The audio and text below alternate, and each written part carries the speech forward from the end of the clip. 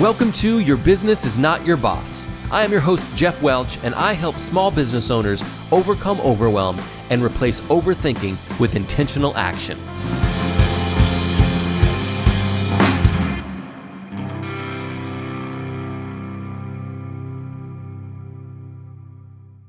What is up? Welcome to episode 28 of Your Business is Not Your Boss. I am your host, Geoff Welch, and today we are going to be diving into a topic. It's a juicy one here. We're gonna talk a little bit about discipline, or maybe that you might not need as much discipline as you've been told. First, if you haven't already grabbed it, I hope that you will grab my anti-overwhelm playbook. If you are feeling stuck, if you are feeling like there's so much swirling around you that you don't know how to get started, that you don't know how to get traction on the work in front of you, on the things that you want to accomplish, this little guide is for you, okay? It's my anti-overwhelm playbook, and you can get it at jeffwelch.com/playbook. If you're feeling like you just need a little push to help you get going, to help you get started, this is a fantastic place to start. All right, so I want to talk about discipline today. I come from a world in which discipline is regarded highly, and I'm not going to argue today that being disciplined isn't valuable and that it's not important and that we don't need to be disciplined at times. But I come from a world where discipline that's the pinnacle. We should all be disciplined. We should all be able to overcome whatever challenge we see in front of us by, putting your head down, nose to the grindstone, working a little harder. My wife likes to say, power through. We both come from this tradition of it is important to master yourself and to be able to push through obstacles that are in your way. And while I do not disagree that that is a valuable thing to be able to do, and that there are times that we probably need to be able to do that, what I want to offer is that it might not be the only way to get from here to where you want to be, right? And I think, a classic example, at least for me, is exercise, right? We need to be disciplined to get up every day at a prescribed time and go exercise. We need to be disciplined to do the workout, even though it's uncomfortable and it's difficult, and we power through, we push through, we do the hard thing. And again, I think that's a fantastic trait, but there may be an alternative path that helps us to get the same kind of outcomes without maybe some of the negative side effects of we believe we should be disciplined, but we aren't always as disciplined as we think we should be, right? So I have spent a lot of time convinced that the main reason I don't have everything I ever wanted, that I haven't accomplished everything that I've ever dreamed of accomplishing, is simply because I have failed to be disciplined enough. And while certainly there are times I probably needed to be more disciplined, I think that the notion of discipline leaves us sometimes in a state of, this seems dramatic, but like self-loathing when we don't rise to the occasion, right? When we aren't as disciplined as we know we need to be. My wife and I, we recently have started working out in the morning. We've started doing it together, so that there's some accountability, so that we both get up at the same time. We're doing different things, but we're in the same space where we are doing the activity together, so that it's harder to talk ourselves out of it. Because what happens is you know the thing you're supposed to do, and you do it for a little while, and then something happens, and it becomes easy to maybe not today, right? And you give yourself a day or two of grace, and then pretty soon what you feel like is, I failed. I did it again. I didn't follow through on the work that I needed to do, and you're frustrated with yourself and you're mad at yourself, which does not help you to perform better generally. Maybe some people, that is exactly what they need to perform at their best. But for most of us, we need confidence. We need to feel like we have the ability to do this great thing in front of us, and not to constantly be saying, yeah, but you didn't, but don't forget. I mean, that's the narrator inside my head all day long, right? Is I am picking out the things that I didn't do to like my own specifications or to the specifications that I believe are important, right? So here is an alternative pathway. If you get tangled up and say, man, there are times that discipline fails me, right? There are times when the idea that I need to be disciplined is putting me in a position where I feel bad about myself. I actually get less done because what I feel like is a failure, and what I feel like is someone who isn't doing what they believe they should be doing, right? So here's an alternative pathway. Instead of a discipline at all cost approach, where we say it's our job to pick a target and to figure out how to do the hard work over and over again, like blindly, we're going to just do it until the job is done. And then we'll have maybe some satisfaction at the end that we accomplished it, but maybe not. What if we went for how do we increase the likelihood that we will want to do the thing we need to do? Okay, so here's what I think that can look like. I've got a list here, so I don't have everything I've ever thought memorized. Sorry to break that mystique there, but create a workspace that you love to be in, right? The work at hand can sometimes be made easier by I love to be in this space. Right now, it's sunny outside, and I don't have any windows in here, so there is a little bit of me that's like, it better be sunny when I'm done. But to work in a space that is inviting, it can attract you to, I'm going to go sit down and I'm going to crank out some work because I love to be in that space. Position your tools so you can't avoid them. I leave my workout clothes as close to, I actually leave them in my bathroom, but as close to me when I go to bed as possible, because I don't want to be able to walk past them in the morning and ignore them. I want them to be like, for some people, maybe you need to sleep in your workout clothes, right? You're like, I'm ready to go for the morning. I've already put them on, right? Organize your day so that you get many rewards for doing the difficult work early. I don't know who coined the phrase, I should, but the idea of eating your frogs, of doing kind of the most complicated, the least desirable thing first so that it's out of the way and your day sort of improves as you go along. How can you make it attractive to dig into that work now? Like, could you dangle that carrot out there and say, I'm going to take a walk. After I work for an hour, I'm going to go take a walk, or I'm going to play my favorite video game for 10 minutes. I'm going to set a timer. I'm going to do something that is pleasing to me so that I dig in and I do the work, and then I take a little mini reward for myself for having done that, and then I go on and do the next thing, right? Delegate the parts of the work that you hate the most, right? Like, this is, instead of feeling like I need to be disciplined and I need to do all the hard things because that's my job, to say, what if some of the hard things don't need to be my job, right? I need to make sure they get done. But what if I could have someone else take on some of the things that I hate the most? And instead of being like, I'm a failure because I didn't do the hard work, you say I'm a genius because I made sure the hard work got done, even if I didn't have to do it. Use focus modes on your phone and computer to block distractions. I've talked about putting my phone in either across the room, which I do fairly consistently, or even putting it in a different room if that's the best way to ensure that you're not going to get distracted by all the stuff that comes up, all the the dings and the bells and the whistles that happen from apps and communication and all sorts of stuff. Focus modes can really help you filter out what gets through, so that instead of being disciplined about saying, I need to not pick my phone up, or I need to not be distracted by what's on my phone throughout the day. Your phone stops doing that thing.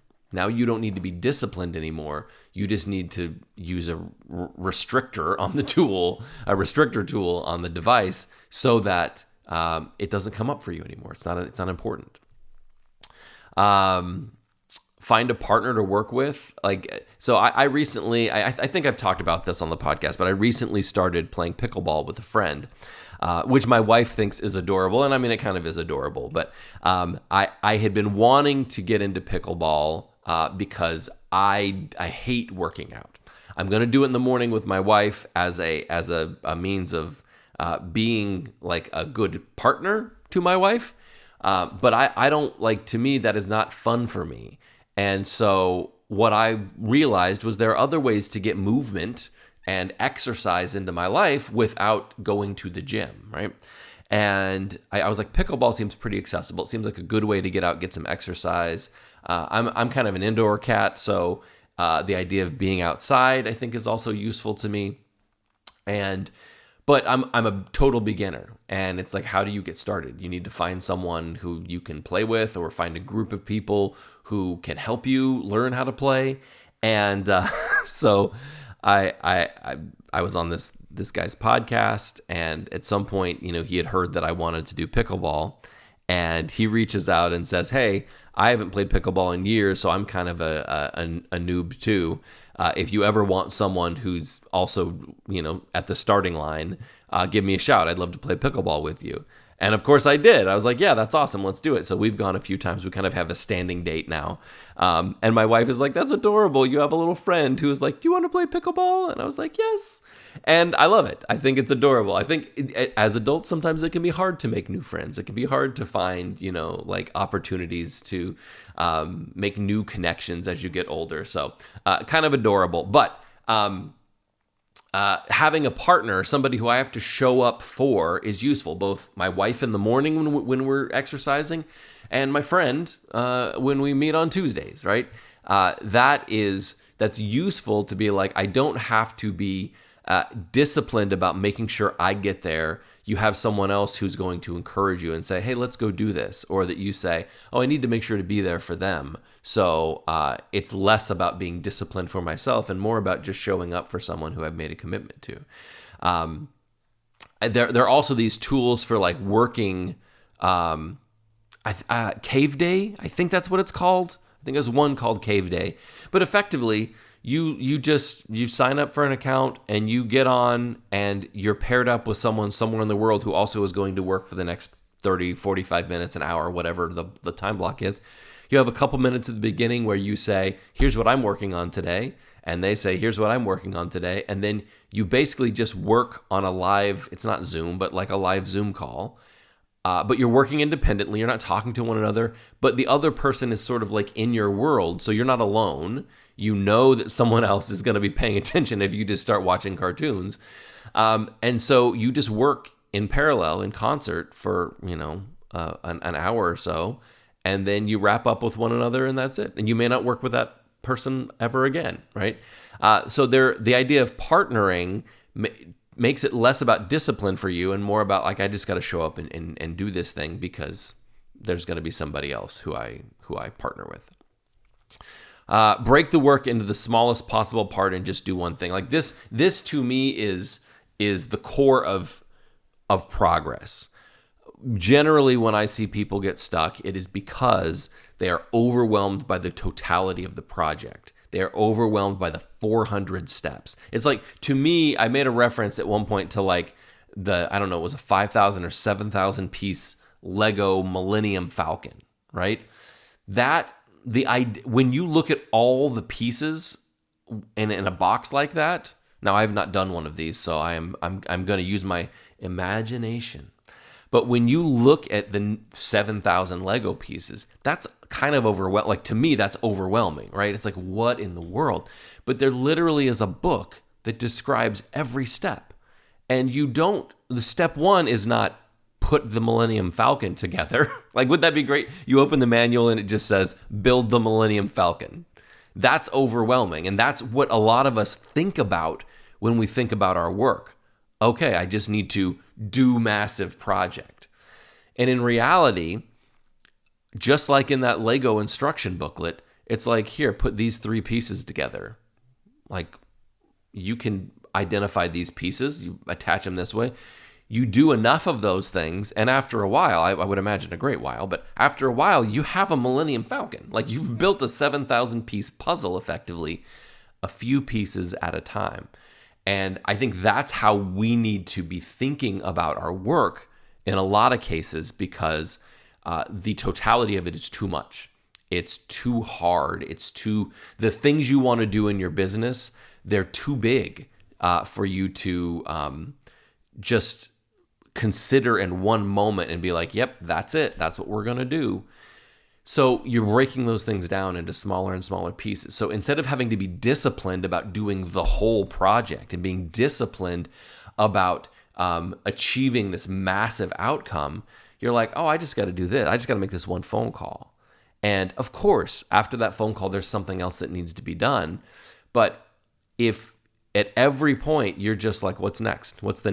As David Allen would say, what's the next action? What is the next action? The next action changed my life, right? Now I can break projects down, and that's what I do for clients, right? We get into what they've got going on, and we're like a math problem. Simplify, simplify, simplify. How do we get this down to the simplest form of like, what could you do today about this? How could you approach this and make progress on it today when what you feel like right now is like, I don't know what to do, so I'm just going to watch YouTube. Instead of that, what is something you could do? Instead of needing to be massively disciplined, you just need to make an appointment. You just need to check in with XYZ person and find out what the status of this thing is. You just need to review those numbers and reacquaint yourself with what's happening. So instead of exclusively thinking discipline is the answer, sometimes discipline is the answer. But instead of exclusively thinking that's the answer and thinking, man, when I don't act disciplined enough, I'm dirt, right? I am failing. I am not measuring up. I am going to sit here and remind myself of how ineffective I am. Instead of that, look for opportunities to say, how could I make doing the work more attractive? So I don't have to be disciplined. I just have to want that outcome.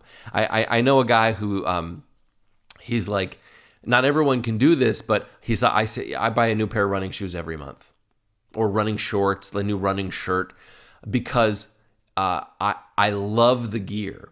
I love the accessories and all that kind of stuff. And so I never get tired of running because I've created an interval at which I always have some new thing that sort of inspires me to want to be like, I want to go put that on and go out for a run.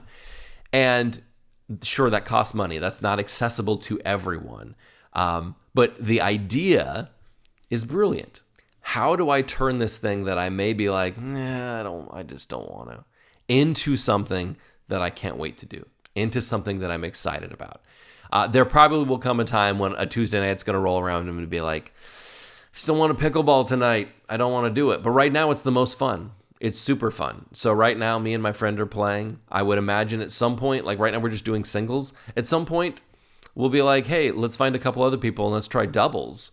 Because while it's the same thing, it's also different. And so that sort of changes it up a little bit. And now you have something new and fresh to sort of figure out and learn. So sometimes what we're really trying to do is just look for alternatives to discipline, alternatives to just putting your head down and powering through, and saying, how could this be more fun? How could this be more interesting? How could this be more attractive? What tools do I need? So I've got this fantastic space to work in. And one of the best part is I love all the toys. Like, you can see my drum set and speakers and guitars and stuff, but like what's over here is like, there's mixers and computers and different things. Like, I love to play with these toys. And so part of what draws me to leave the sunshine that is beautiful out there and come into a room with no windows is the little, all the little lights and buttons and all that good stuff. I love it. Not everybody is going to love that, but you figure out for yourself. So discipline is great. And I think that sometimes we have to really master ourselves and say, I need to do this because it is the most important thing for me. Whether I want to or not, this is the work. That's going to happen. But don't forget that there are alternatives. That is not the only singular path for every situation. In some cases, you can maybe enjoy the work a little more and leave you feeling a little more positive about your efforts. You can frame the work in a way that says, it feels good to have done that. I tricked myself. I manipulated myself, whatever what you want to call it. But I got it done. And whether I feel like I was disciplined or not, I feel great about the fact that I accomplished something, that I moved something forward. All right. That's it from me. Don't forget, if you are feeling stuck, if you are feeling like there is so much swirling around you that it is hard to make heads or tails about what you should do next, I have a gift for you, right? The anti-overwhelm playbook that I've put together will help you to sort of get some focus and reduce that overwhelm you feel so that you can get traction, so that you can start to make forward progress, so that you're not spinning your wheels all day long, spending a lot of energy and getting nowhere, okay? So go to jeffwelch.com/playbook to grab your free copy today. All right, that's it. I'm done. I'm out for today. But do not forget, you do not have to be disciplined about everything all the time. And don't forget, your business is not your boss.